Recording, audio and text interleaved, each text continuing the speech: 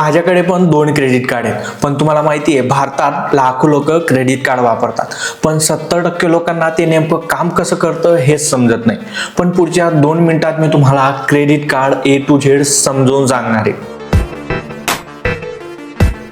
तर नमस्कार मित्रांनो, मी अविनाश तिरमले आणि आज आपण पाहणार आहोत क्रेडिट कार्ड म्हणजे काय, हे कसं काम करतं, याचे फायदे काय आहेत, याचे तोटे काय आहेत आणि क्रेडिट कार्ड कोणी वापरलं पाहिजे. तर क्रेडिट कार्ड म्हणजे काय समजून घेऊया. तर क्रेडिट कार्ड म्हणजे बँकेकडून मिळालेले मर्यादित बिनव्याजी कर्ज, जे तुमच्याकडे कार्डच्या स्वरूपात असतं आणि तुम्हाला वाटेल त्यावेळी तुमच्या गरजेनुसार त्याला तुम्ही वापरू शकता आणि यालाच क्रेडिट कार्ड म्हटलं जातं. आता हे क्रेडिट कार्ड कसं काम करतं ते समजून घेऊया. तुम्ही क्रेडिट कार्ड स्वाईप करता, ऑनलाईन शॉपिंग करता, तर महिन्याच्या शेवटी एक स्टेटमेंट तयार होते आणि प्रत्येकाच्या क्रेडिट कार्डची ड्यू डेट वेगवेगळी असते. त्या ड्यू डेट पर्यंत जर का तुम्ही बिल भरले तर तुम्हाला क्रेडिट कार्डचे जेवढे पैसे तुम्ही खर्च केले त्याला व्याज लागत नाही. त्यामुळे आधी सांगितलं ना, बँकेकडून मिळालेले मर्यादित बिनव्याजी कर्ज.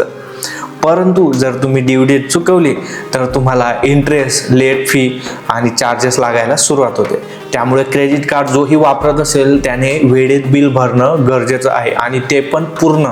आता क्रेडिट कार्डचे फायदे समजून घेऊया. तर क्रेडिट कार्ड तुम्ही ऑनलाईन शॉपिंगसाठी वापरता त्यावेळी तुम्हाला कॅशबॅक आणि डिस्काउंट भेटतो. जर तुम्ही फ्लाईट, ट्रॅव्हल, हॉटेल बुकिंगसाठी वापरलं तर तुम्हाला रिवॉर्ड्स दिले जातात. आणि क्रेडिट कार्ड तुम्ही चांगल्या प्रकारे वापरलं तर तुमचा क्रेडिट स्कोअर वाढतो आणि EMI वरती तुम्ही महागड्या वस्तू घेऊ शकता.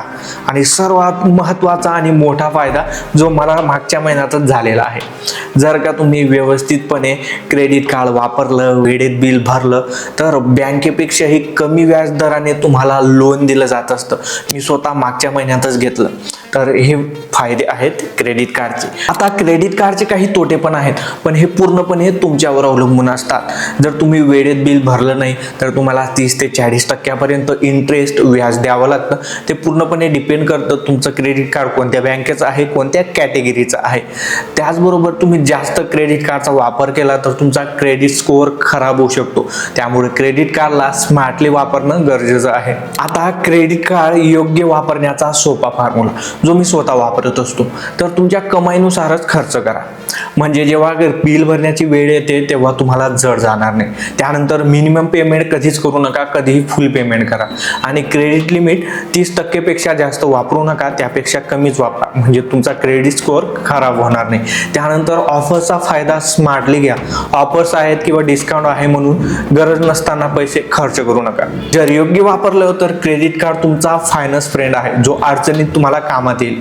परंतु चुकीच्या पद्धतीने वापरलं तर तुम्हाला कर्जबाजारी होण्याशिवाय कोणीच रोखू शकत नाही आणि हे सर्व तुमच्यावर अवलंबून असतं. त्यामुळेच काही जण क्रेडिट कार्डला चांगलंही म्हणतात, वाईटही म्हणतात, परंतु हे सर्व तुमच्यावरती अवलंबून आहे.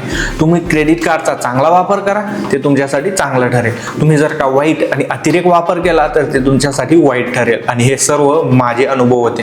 व्हिडिओ आवडला असेल तर लाईक करा, शेअर करा.